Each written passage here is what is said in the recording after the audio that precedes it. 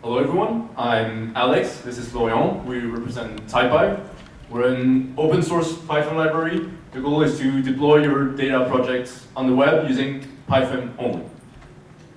I'm going to do a few slides and then Florian will do a few demos, maybe we'll have time for some questions and we should be done in about 40 minutes. So let's get started.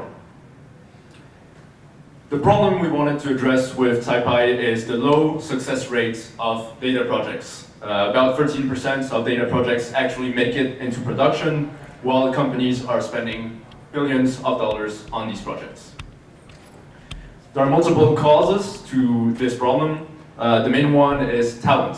So to do a data project, you don't only need to be good in statistics or data or math. You also need DevOps skills because someone's going to host your project and serve it to users. And you also really need front-end skills. It doesn't matter if you have the best algorithm or best model in the world. If no one can see it or use it, no one's going to use it. Generally, what we see in data teams, they either don't have all of these skills or they have these skills, but they're very separated. The issue with that is that the data engineer will have huge tunnel vision. He won't think about the user because that's the front-end guy's job. And generally, he won't think about user feedback. He won't think about serving data. He'll just do the model on his own and send it to someone else. Ideally, we would want for the data engineer to have all of these skills so he can instantly send something to the end user, get user feedback very early on into development, and make the project succeed. Another cause is projects in data generally take too long or are too costly. The main issue we find is people don't anticipate the duration of one of these projects. Generally, they think that the biggest time cost will be making the model, making the algorithm. In reality, it's generally deploying your model, serving, monitoring, gathering data on user feedback, implementing bug fixes, etc.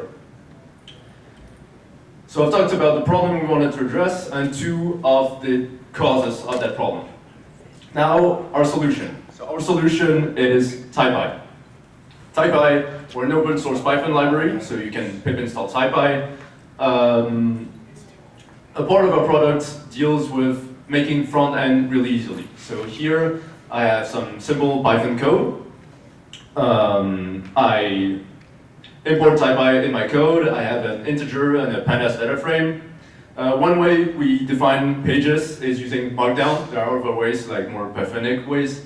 Here I just define a slider that's connected to my integer, and I define a chart that's connected to my data.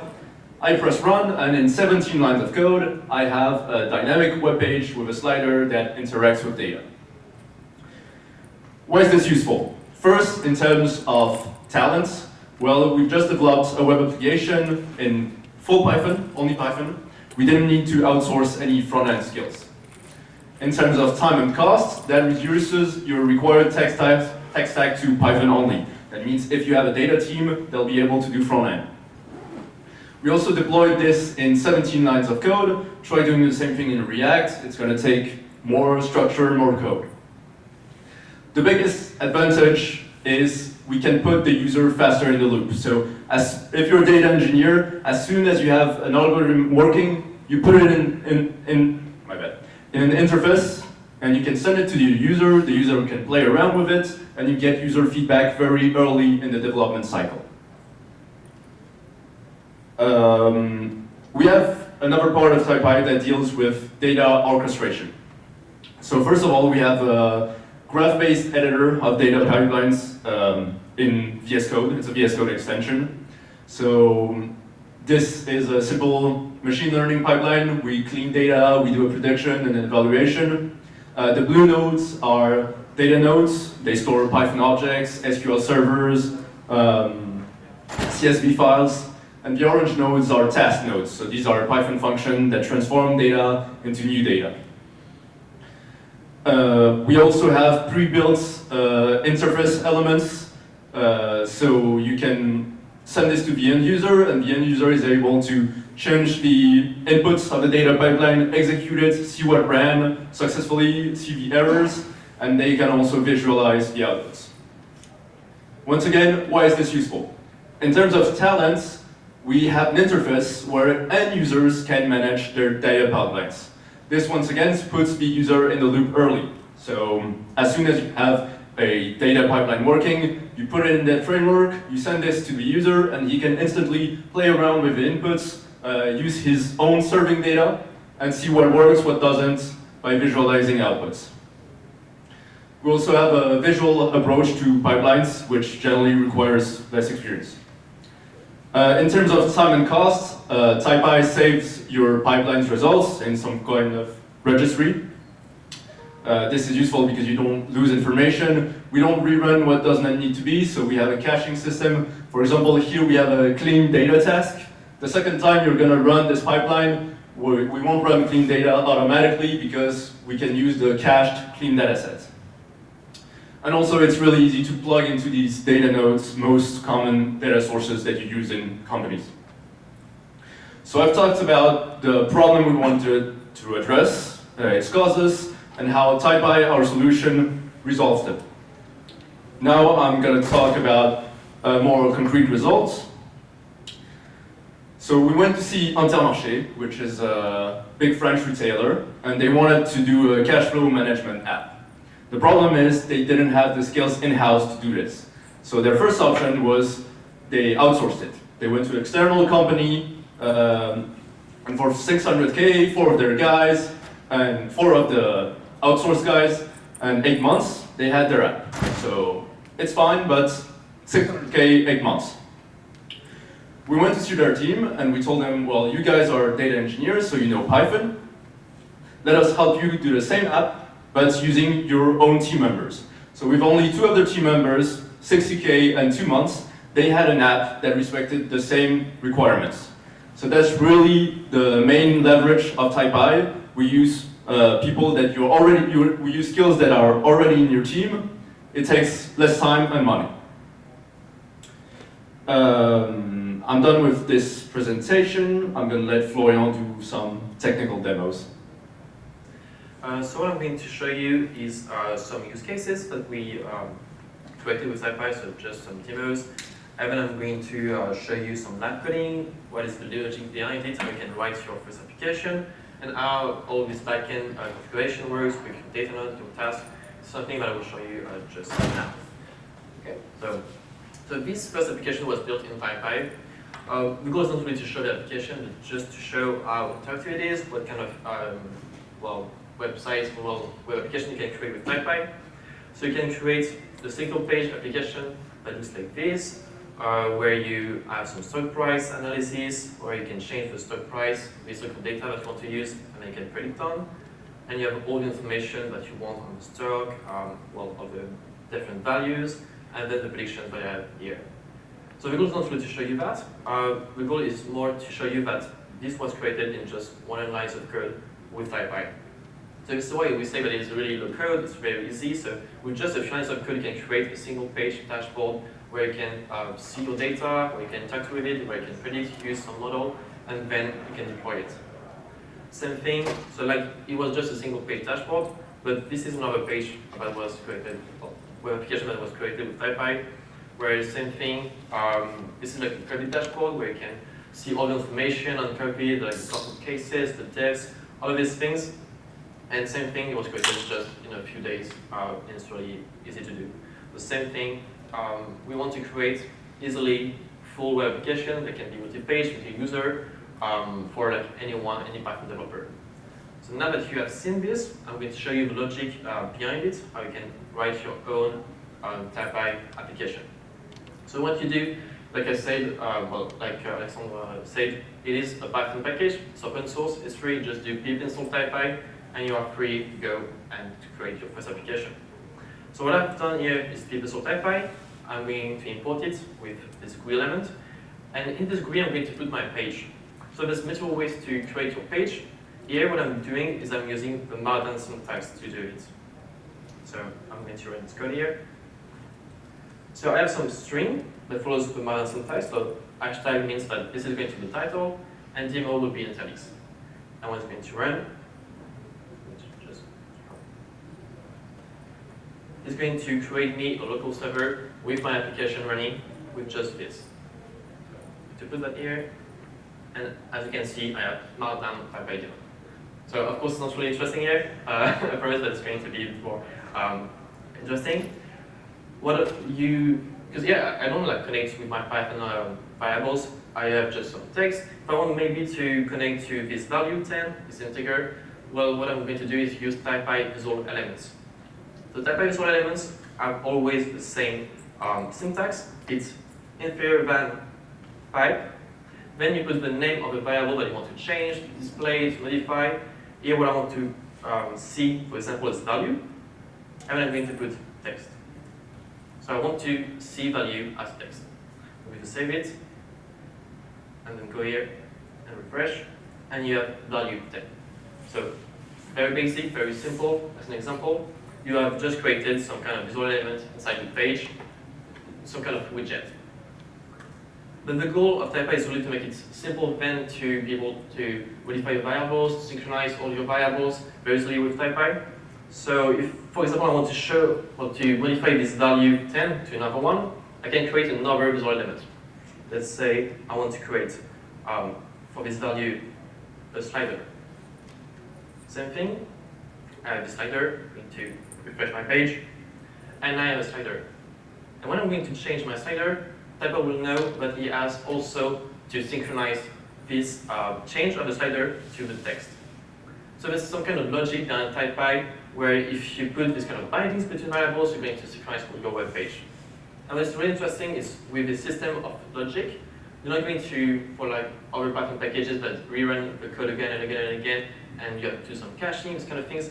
Here, like all this logic is done by Taipy that you don't have to waste a lot of time to be, well, it's just a way to be more robust when you create this application.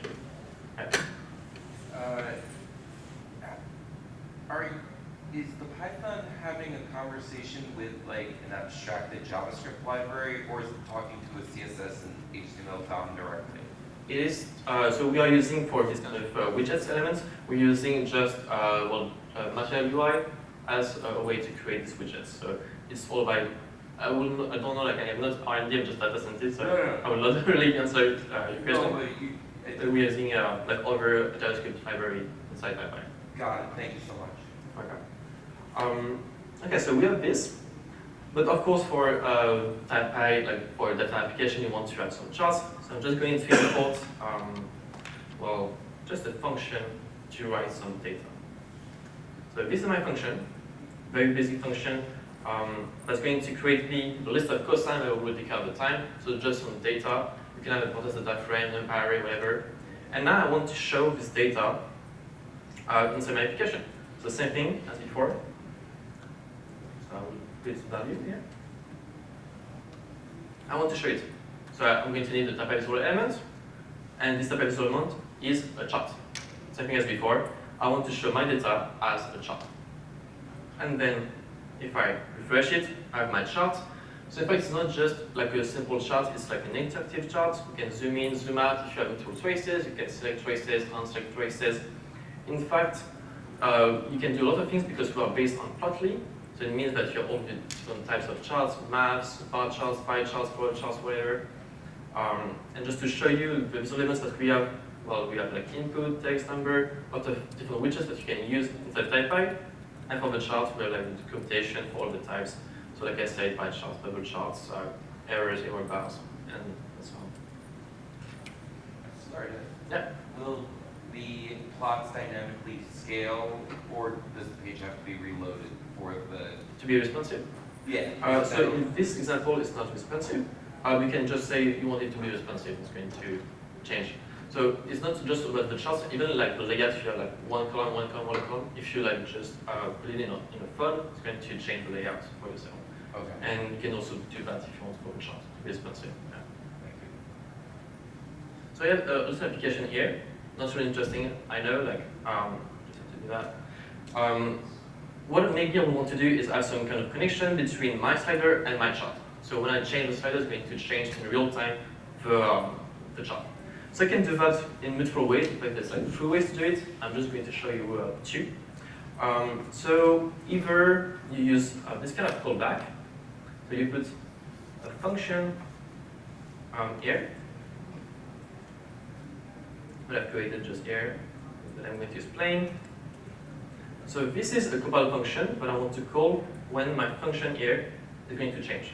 So when my slider is going to change, it's going to call this function onSlider that I've created with the state parameter. It's always the first parameter of any functions, any callback. And the state parameter is a Taipy concept where you have all your variables in it. Because we are multi-user by design, we need to differentiate between different users. So for example, you see that I have like 33, 38 here. For another client, so for another like application, it's going to be, okay, oh yeah, I understand. I will have like 10. And so like this is independent. I have two different states. State.value equals to 60 here, state.value equals to 25. So this is why you need the state.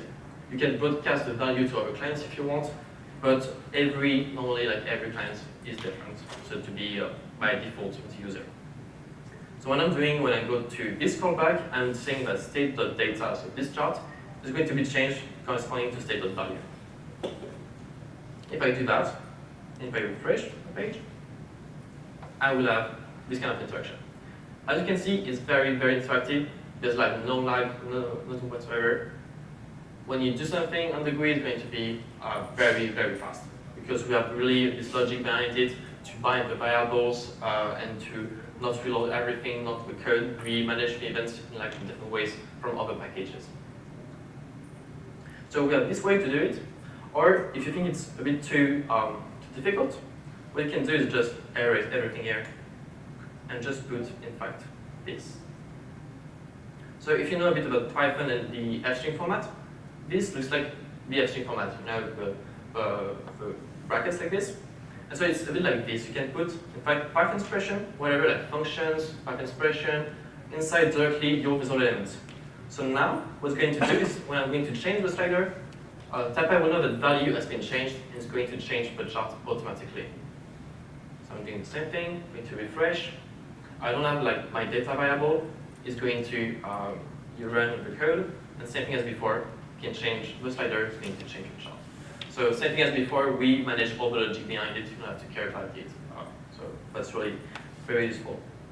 Like I said, this is just a way to create your application with this kind of button syntax.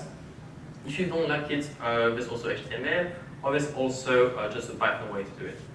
It's the same thing, really the same principle. You create text, you create your visual element slider, and the chart. And you have the same behavior as one before.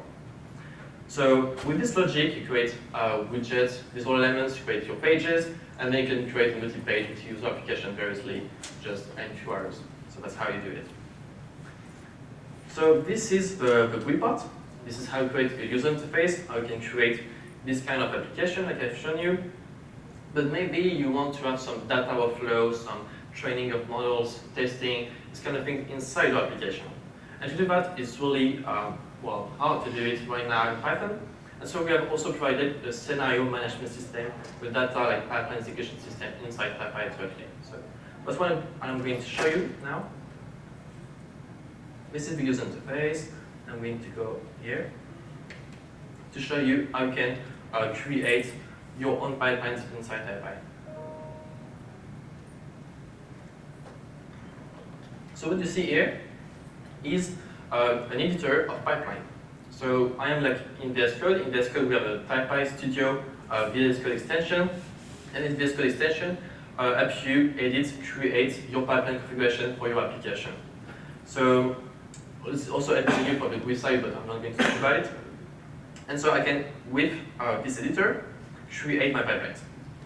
So this is just an example of one. It's just a machine learning problem that I've created, where I have some CSV. I'm going to clean it, I'm going to predict, and evaluate.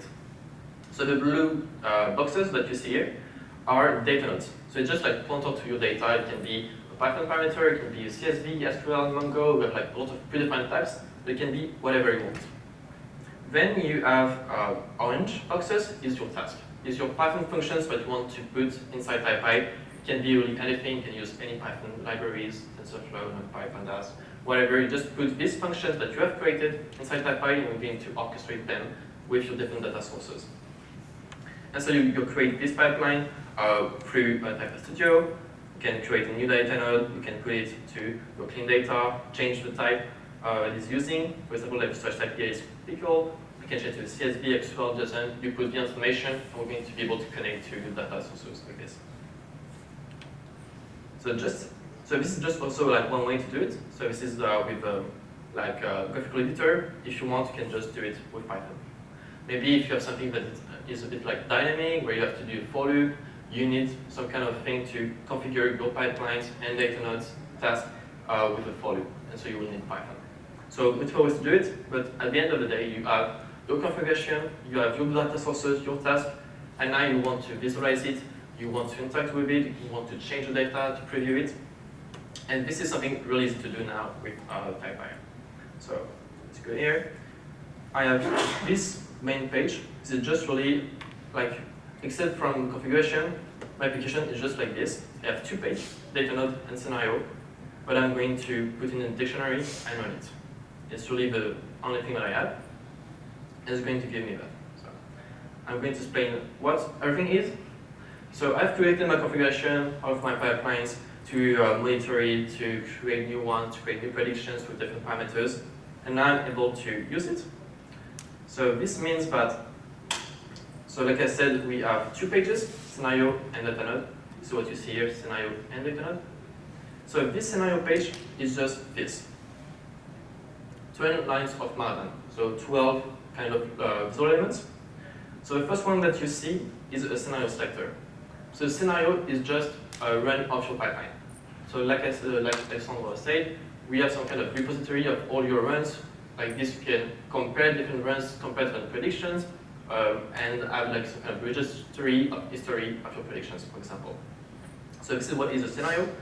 I've created a scenario here, and I can create a new one, like another set of pipeline. So scenario 2, I can put some custom properties if I want, change the dates, these kind of things, and I can click on create. And then I have another set of pipeline. Now, what I have is a data node viewer. So data node viewer will show you all the properties of the data node. So I don't have like a lot of them here. Here is the history of modification of your data node to see, well, to try different modifications. And here is a preview of the value inside the data node. If it's like a basic type, like positive data frame, numpy array, date time like this, string, list, these kind of things, you can interact with it. You can see it, and you can modify it. So for example, you can do change. So it's just a comment. I'm going to change it to this.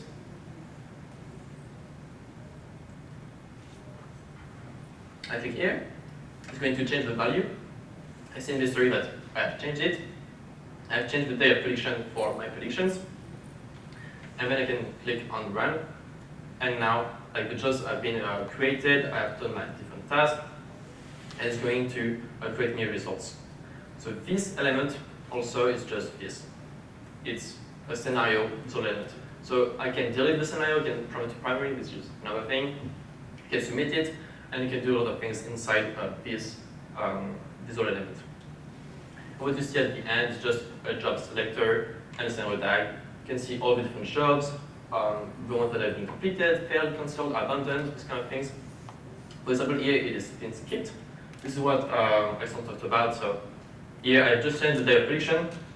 So I'm not going to do this task again and again and again, because I can just use this cache version of clean data set. So this is the scenario page. And now I'm going to show you the data page. So I have created two scenarios, and the data page is just this. 5 lines of model, basically. And you can see here all the data nodes that I have inside my application that I've created on predictions. So scenario 1, scenario 2. So I can go here, the day.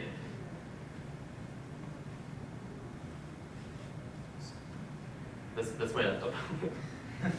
Okay, that's good. So I have the day, I have the history of the application, I can have the data. Evaluation is just a KPI of my predictions. Same thing, I can add it. I can have also the predictions. And if I want to, So I can see it as a table. I can even edit the data. So if it's a CSV behind it, I can edit and write the data like this, just using this visual element. And I can also, if I want to, show it as a chart. So you're just going to have like previews of basic types, int, list, strings, date type, but also on a data frame, you're going to be able to add like traces to change the X, the Y, and preview your data like this. So for example, to preview it from prediction scenario 1 and prediction scenario 2. So just like this, I've just created this configuration, 2-page, and then I just put them here, and I have all of these features just out of the box, basically. And so to do an application like this is really simple, and then you can incorporate with other like visual elements that we have seen just before. For example, this one, the dashboard that I've shown you with the COVID information. I have a prediction page where you see the different predictions that I've made for different days of predictions, different countries. I can submit the predictions, I can see the different charts, and explore my data. So that's kind of it. But maybe you can. Your turn. My turn. Let me just switch to my PC.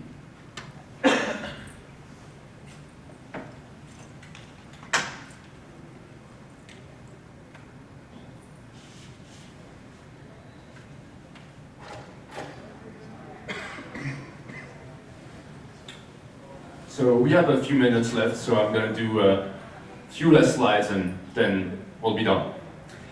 The first question you're going to ask us after this presentation is why not go to competitors? So we have a few competitors in the Python graphical packages scene. What we notice in that scene is that there's basically two poles. So on one side there's something like Plotly, where it's very complete, you can do anything with it. It's great, we actually use Plotly. But the only issue is that it's really hard to learn. The learning curve is quite steep, so generally you need a specialist in the team to use Plotly. On the other side, you have something that's very easy to use, but that's not really focused on production. So the best example is Streamlit. With Streamlit, you can do web apps in Python very easily. The only issue is that Streamlit, as soon as you have a big data set, a big model behind, or multi-page, multi-user, you're going to start seeing that it's failing. The app's going to freeze because the way the events are managed in the backend, it's not really focused on production. And that's really the compromise we were trying to find with Taipy, is we keep the ease of use of tools like these while remaining production-oriented. Maybe two last pointers. We have our own cloud service. So basically, as soon as you have coded a Taipy app, you put it in a zip file and you upload it to our website, and we'll host it for you for free for a limited time. This is really useful, for example, if you want to do beta testing very early on your app, you just code it, you zip it, you upload it to the website, and you can instantly send it to a beta tester and do a beta testing session. Maybe one last thing I'm going to showcase is an app we've written in Taipy called Talk to Taipy. The goal with this app was to make an app where you could explore CSV datasets using only natural language. So I'm going to do a quick demo of this. Does this work? All right.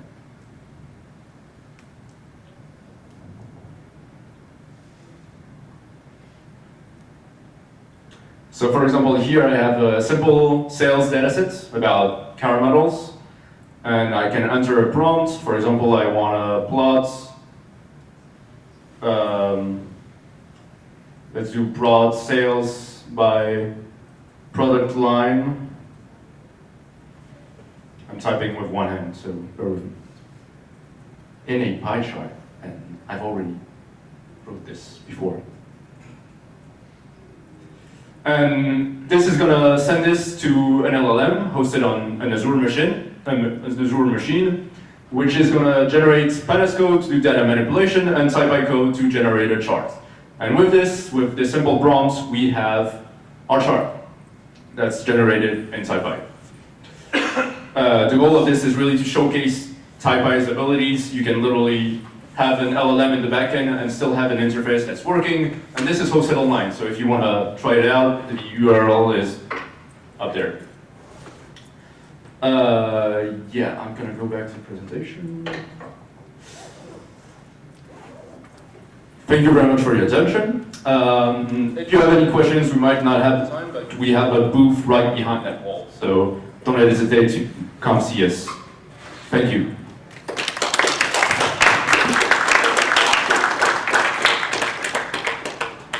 You actually have 3 minutes, so you can ask questions, but not too difficult ones, please. Can you integrate this with a React app? Like, let's say I want to put some more info based on like the data set I use. Could you be able to put that like part that you did Taipy into it? I would say the simpler way we use an iframe to integrate it to inside your application. So it's like, well, it's not interactive between your React application and Taipy. Otherwise, maybe, like in fact, Taipy is based on Flask. So if you can do that on Flask, you can do it with Taipy. So maybe it's a solution. Yeah, cool. Similar question here, but more basic. Can you add your own CSS styles or HTML in the Markdown function? Yeah, you can totally do that. So the thing here is called a style kit. It's the one we have made for Taipy. You can change it with Python if you want. You can even change it with CSS, HTML, whatever. So it's up to you. It's very flexible. Yeah.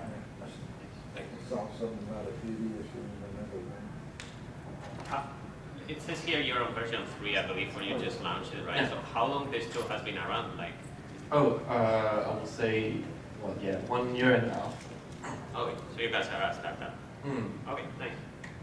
Thank you. How's the documentation managed? Managed? Like, is there a team, I assume, like, do you have like open contribution to the documentation, or is it your? It is, so everything is open source. We just maintain the package, so you do pull requests, this kind of things. You can contribute to it. But the documentation is not GitHub. We use mkdocs to create the documentation of it. But yeah, you can see it. This is for the doc. So this is like how we build it, but this is how it looks like. But yeah, you can contribute to it. You can contribute to Taipy, all the different features. We love like having community and like, creating issues, this kind of thing. So not hesitate to go here. Thank you. Sorry, one more question. I think I saw this is under Flask. So if you can run Flask, you can run this anywhere. Yeah, well, yeah, you can really do anything. Like we talked about Taipy Cloud, just a way for like, people that don't know anything about deployment to just dip it and do it. But of course, you can use anything to deploy it. Just it's very basic. Okay, thank you. Why, what made you choose Plotly as your visual data tools versus something like Bokeh, which is also pulling from doing what you're doing, where it's like calls to a JavaScript library? Yeah, well, yeah, we used Plotly because we thought that it was like the most complete. But in fact, we're not like just restricted to Plotly. If we see like another type that's really interesting from another package, like any JavaScript library, you can just import it into Taipy. Just that we have seen that a lot of types are covered by Plotly. You can really do anything with it. Thanks.